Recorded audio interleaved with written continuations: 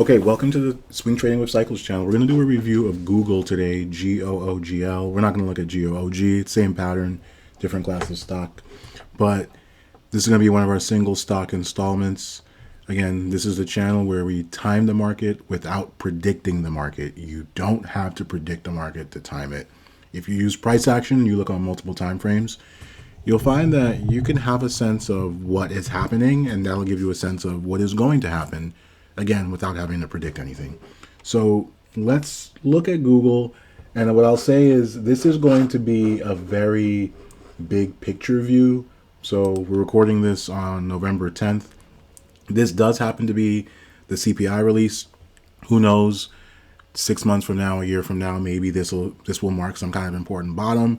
If it doesn't mark an important bottom, at the very least, it's going to mark the beginning of a rally that ended in a lower high, right? So in some ways, this is actually pretty binary, that it's either going to be like, a day that goes down in history as like a really bullish day, or a really bearish day in that it started a rally that ends up getting sort of petering out.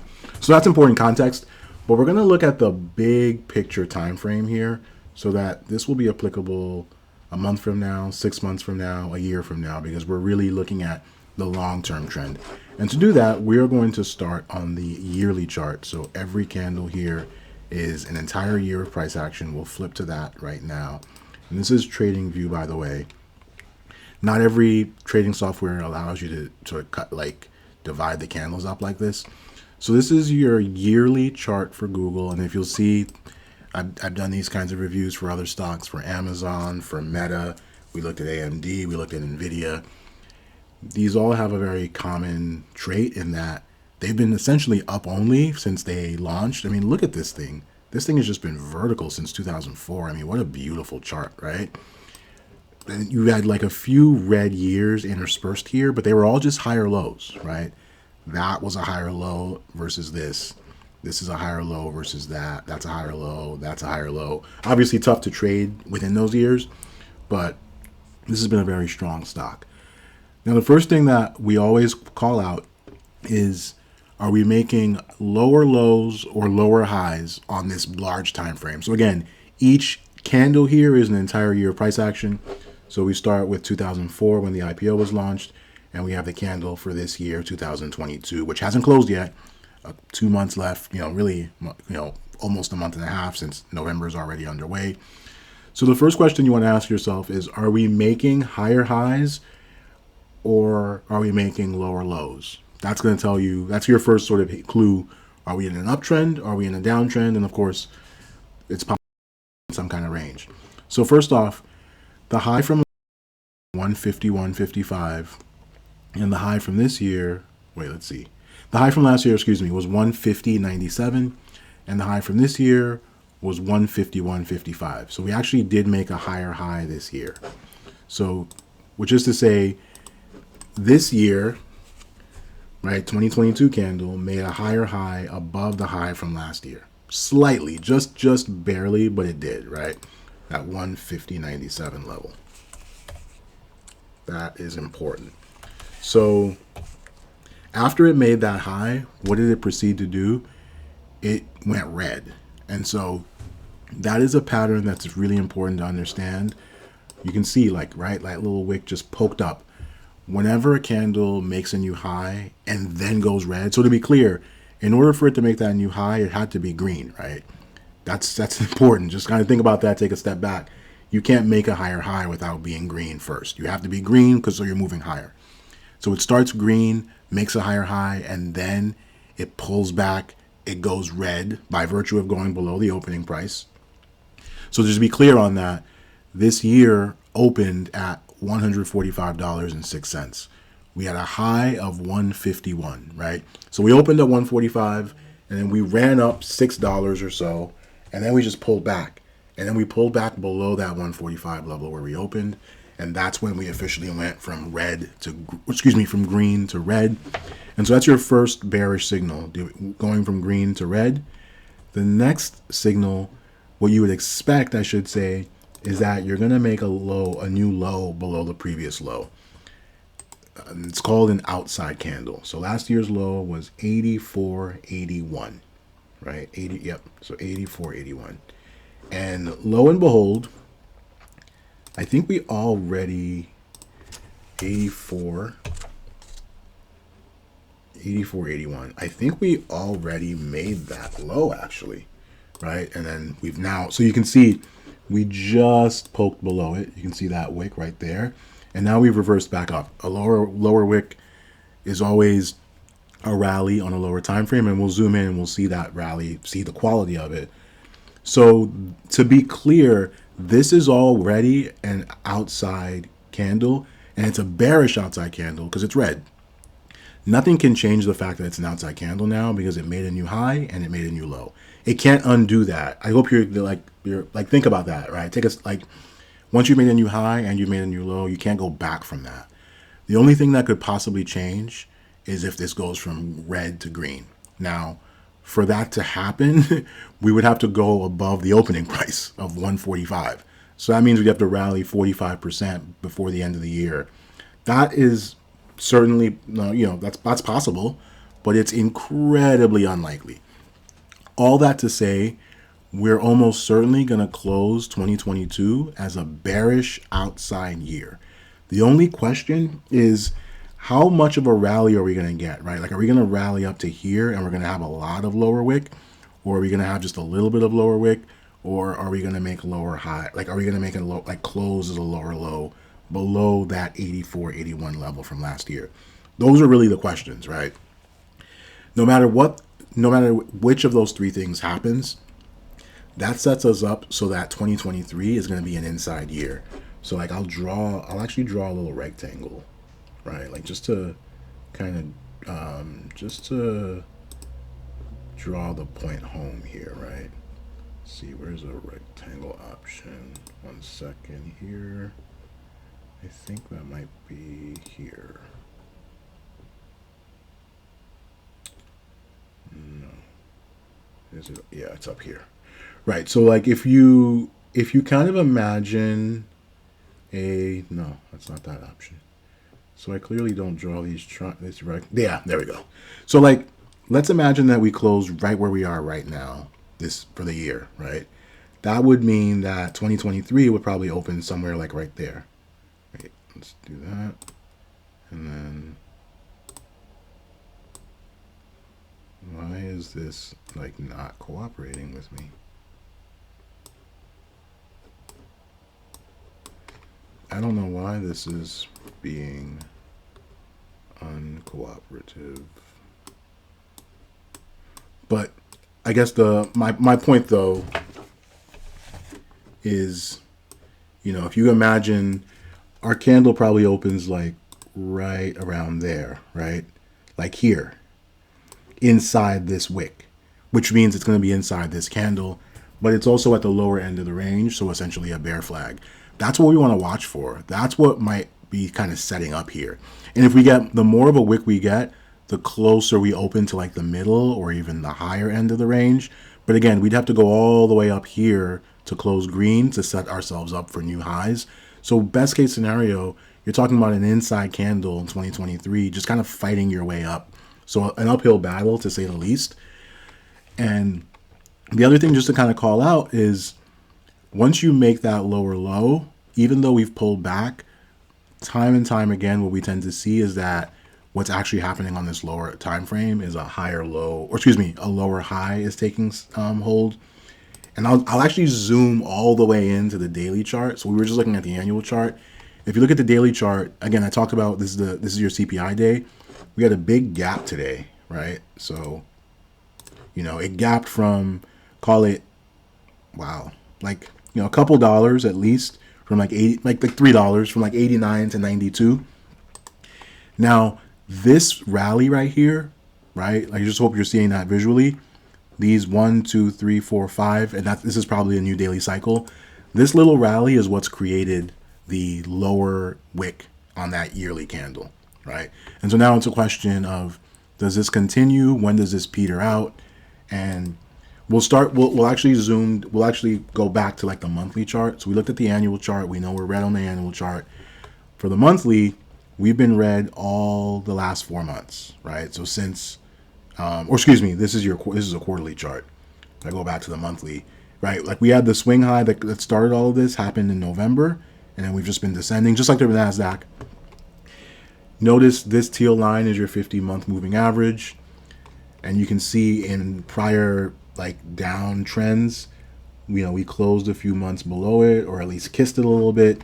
We just started flirting with it now, so no reason to think that we're not going to see some more downside. Again, that wick from the weekly candle, from the annual candle, that's the same wick from this monthly candle, right? This monthly candle is trying to turn into a hammer, and the same principles apply.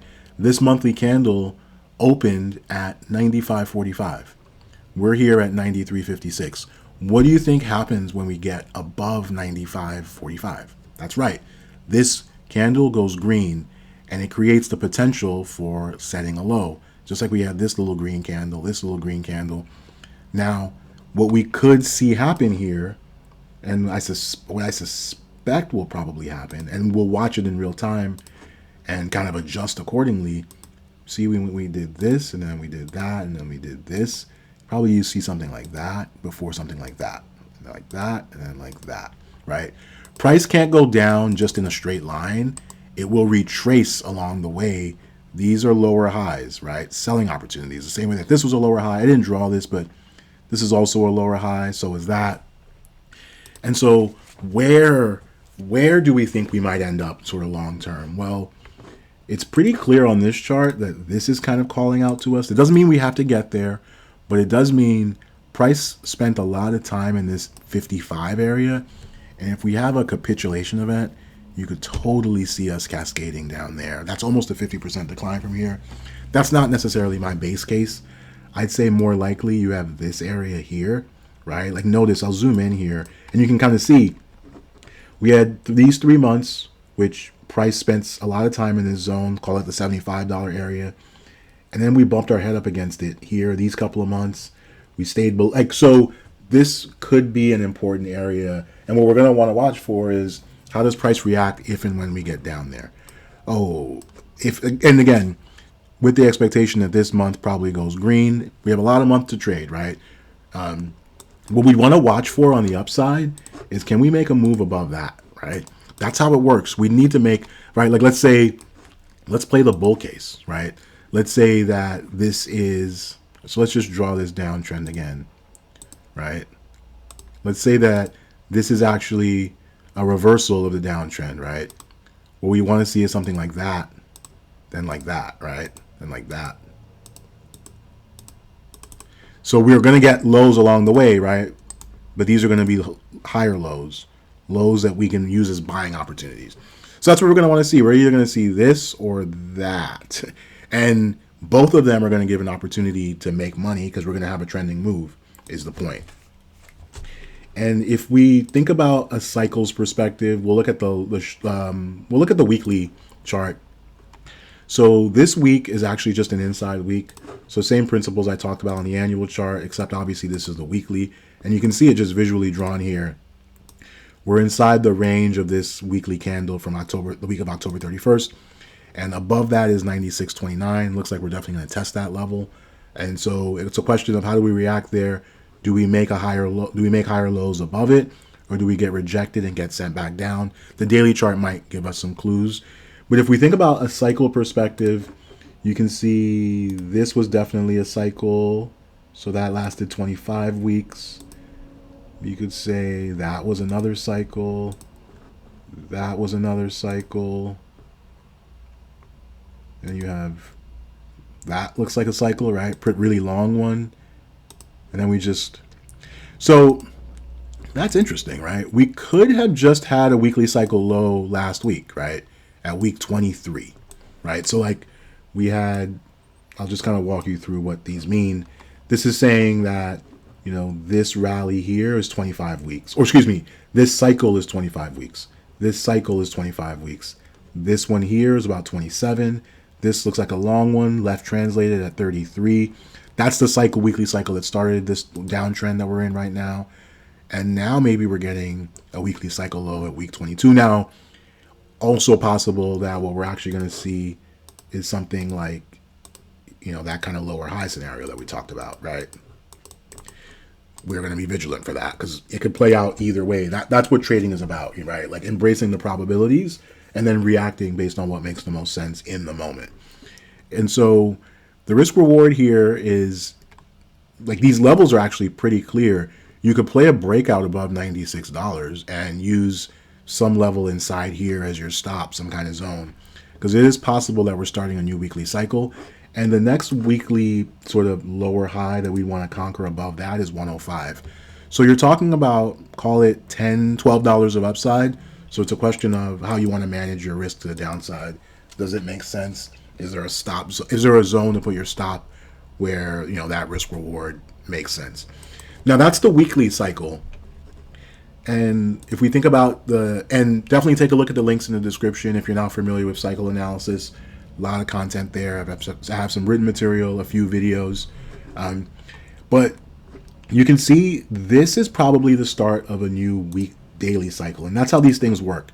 In order to have a new weekly cycle, you need a new daily cycle. To have a new 3-year cycle, you need a new weekly cycle. So any cycle has multiple smaller cycles nested within it. So this looks like it's definitely a new daily cycle. This is day 5. And so now it's a question of how long will this rally last, right? Will this be a right-left translated cycle where the rally doesn't last for very long and we roll over quickly, right? And so not to belabor the point, but if you're looking at the trend analysis again, now this is your daily chart, your lowest time frame that we've looked at. We made this high, then we made this low. What kind of low is this? It's a higher low. Then we did this. Now we're going to really want to hold this area. Like you can use this gap area as your stop, right? Like this 89, call it anywhere between like 87, 89. A perfect move would be like a little gap fill and then a move higher, right? And I'm talking about a short-term trade here. We looked at we started with the annual chart. We see that this is probably going to be a mess even going into 2023. So there are definitely going to be better things to trade in this market. This is more of just giving you the levels. Let's not be emotional. But this is what we could see, right? At the same time, it's day 5, and you can see this little rally petered out early. This little rally petered out early. This little rally actually went a little bit, right? Let's see. How long was this rally?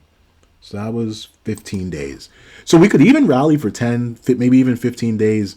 And you can see this level. This is an island reversal type situation. Well, no, not quite. What it is, though, is a gap, right? Well, that's good to know about, right? Look at that. That is a juicy gap between, call it 98 and 103, so $5. So as we talk about that 105 level, this could be kind of easy or smoothish sailing through that level because we have this gap in place, right? So that could be really interesting. So you'll see a lot of people on FinTwit talking about, oh yeah, I'm just going to back up the truck here. A lot of long-term potential for this one. And I don't disagree. I think there's a ton of long-term potential for Google, but it's important to know the levels to understand, are you buying into what's turning into a lower high? Just do that with eyes wide open. Because if this thing does make a beeline to 75 eventually, you'll be able to accumulate more, right? You don't have to worry about missing the rally. If we look at the monthly chart, like I think to think about that, like this rally lasted so many months, right? Like you had time to get in here, right? So you don't have to buy it in here. You can buy it back on the way up and wait for clear levels or clear signs that that's happening. So we'll definitely be covering that here on this channel, plus many more stocks. As I mentioned, I've done individual stock analysis for Amazon. I've done Meta, AMD, NVIDIA, and certainly the indices, which are going to obviously dominate the trend overall. So I'll continue to keep folks updated on this. I think there are a lot of stocks. I recently did one on Tesla. There are a lot of stocks that have like almost a cult following, and people kind of talk about them blindly, like, oh, I'm a long-term investor. I'm a long-term investor as well.